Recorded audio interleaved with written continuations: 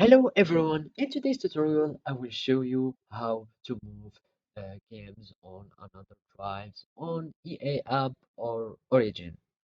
So the first thing that you have to do is just to locate your game file. Uh, as you can see, I have already different game files. This game is already on the local disk, and I have this game on the C local disk. So we are going to move this one to the local disk or hard drive. So after, the first thing is to click on manage so that you can locate your file game and click on manage, view properties, and you just click browse. After that, uh, you click on you are going to copy and paste this folder onto the new folder that you want to move or the new hard drive that you want to move the game to. I want to put them here in this folder in the hard drive. So I'm going just to paste the game. As you can see, the app already doesn't locate it in the previous location. So we are just going to wait until it finish the pasting.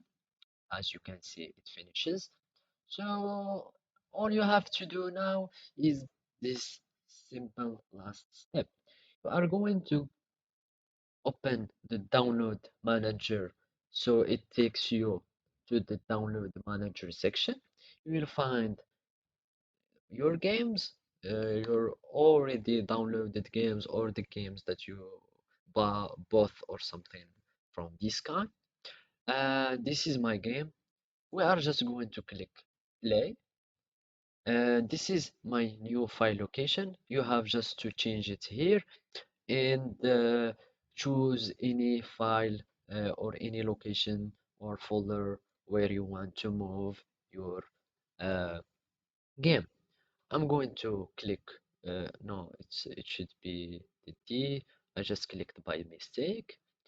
We are going to search our location. As you can see, it will be the games on the D. And okay, as you can see it changed. We are just clicking next and click download, but don't worry, it won't take any time or anything because it will locate the old files by itself.